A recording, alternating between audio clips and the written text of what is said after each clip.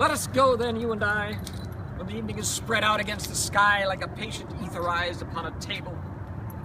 Let us go through certain half-deserted streets, the muttering retreats of restless nights and one-night cheap hotels, sawdust restaurants with oyster shells, streets that follow like a tedious argument of insidious intent to lead you to an overwhelming question.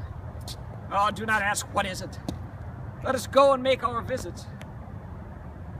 In the room, the women come and go, talking of Michelangelo.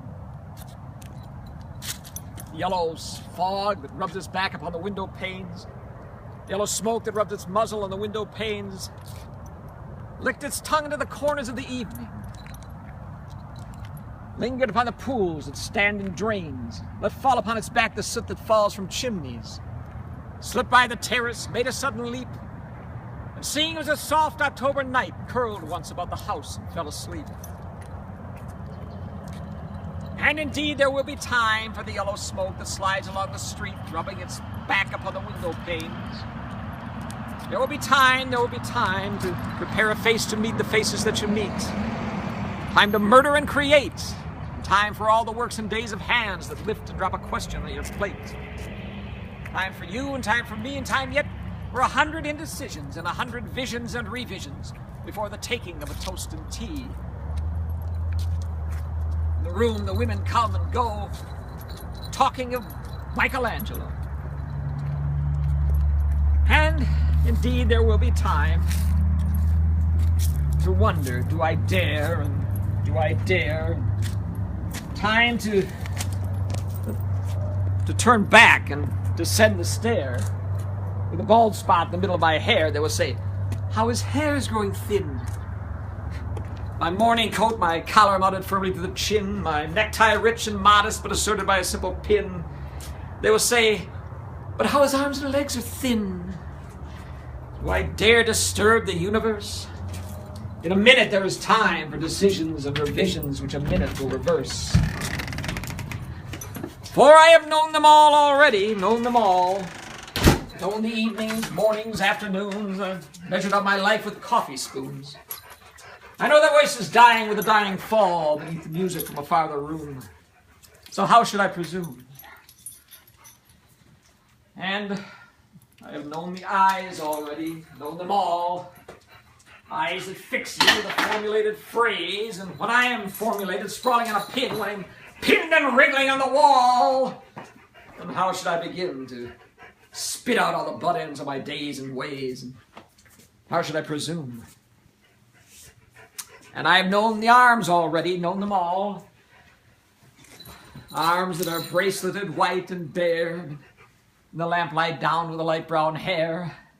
Is it perfume from a dress that makes me so digress?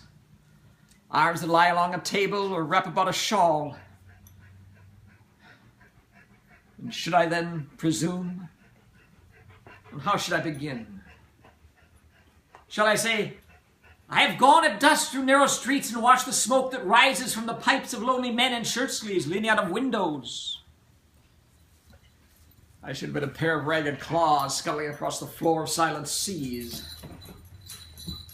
In the afternoon, the evening sleeps so peacefully, soothed by long fingers, asleep, tired, or it malingers, stretched on the floor here beside you and me. Should I, after the tea and cakes and ices, have strength to force the moment to its crisis? But though I have wept and fasted, wept and prayed, though I've seen my head grown slightly bald, brought in upon a platter, I am no prophet, and here's no great matter.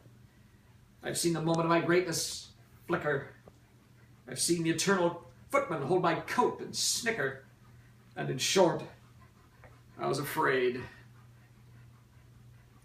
And would it have been worth it after all, after the cups and the marmalade and the tea, among the porcelain, among some talk of you and me, would it have been worthwhile to have bitten off the matter with a smile, to squeeze the universe into a ball, to roll it towards some overwhelming question, to say, I am Lazarus, come from the dead, come back to tell you all, I shall tell you all.